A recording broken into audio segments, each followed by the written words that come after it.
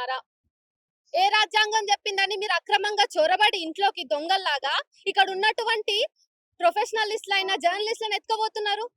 ప్రశ్నించడం తప్పైతుందా? ఈరోజు బరాబర్ ప్రశ్నిస్తాం. మేము భారతదేశంలో ఉన్నాం, ఇక్కడ ప్రజాస్వామ్యం ఉంది, ఇక్కడ రాజ్యాంగము ఇంకా ఎగ్జిస్టెన్స్ లోనే ఉంది.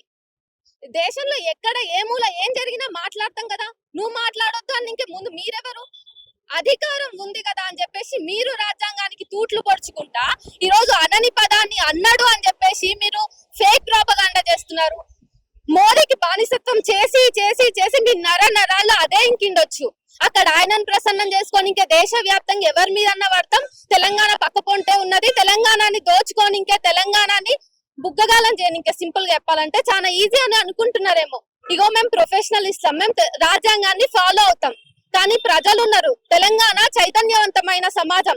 మాకు పెండ మీ కార్ల మీద పెండగొట్టే అవసరం లేకపోవచ్చు, కానీ మా గ్రామాల్లో ఉన్న ప్రజలు చూస్తారు. ఓపిక నశిస్తే అందితే రోకలి బండి ఎత్తుకొస్తారు, కారం పొడి ఎత్తుకొస్తారు. చరిత్ర తెరిచి చూడండి. తెలంగాణ చరిత్ర మొత్తం మేము పిడికిలి బిగించే ఉన్నాం.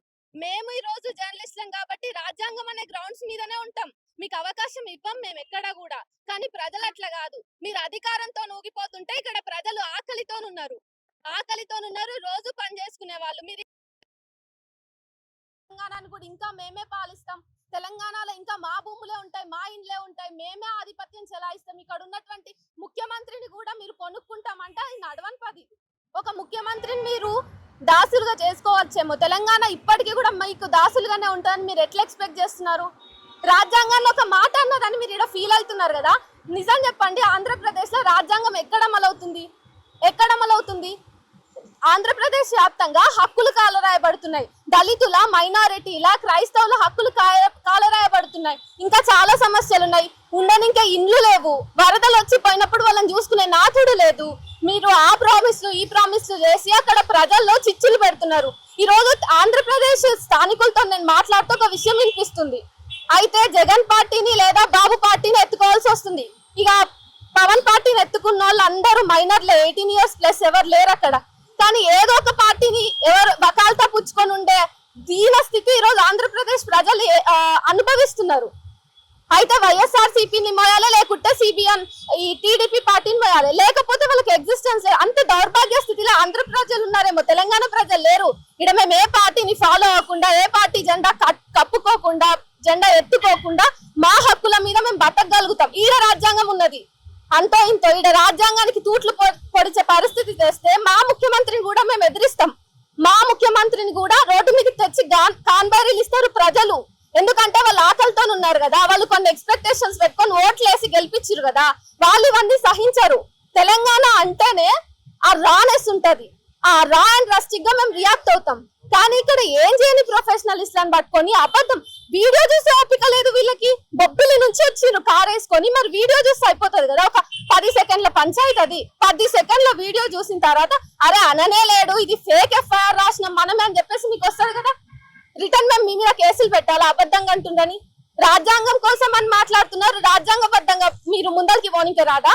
అంటే ఒక లీగాలిటీ ఉంటది, లీగల్ ప్రకారంగా మీరు ముందరికి వెళ్ళాలనే కామన్ సెన్స్ లేదా మీకు? చంద్రబాబు నాయుడు ఏది చెప్తే అది ఫాలో అవడమే. కూటమి ప్రభుత్వం ఏది చెప్తే అదే రాజ్యాంగం. మీకు నిజానికి అక్కడ రాజ్యాంగం లేదు. ఎక్కడ ఆంధ్రప్రదేశ్ రాష్ట్ర వ్యాప్తంగా అడుగున పల్లెల నుంచి, పేటల నుంచి, చిన్న చిన్న గ్రామాల నుంచి ఇళ్లలో కూడా ఈ రోజు టీడీపీ ప్రభుత్వం అరాచకాన్ని చూపిస్తుంది, కులబలుపు చూపిస్తుంది, అహంకారం చూపిస్తుంది. మీ సొంత ప్రజల మీద ముందు మీరు దృష్టి పెట్టండి. మీ రాష్ట్రాన్ని బాగుపరుచుకున్న తర్వాత అప్పుడు ఈడొచ్చి చూపియండి.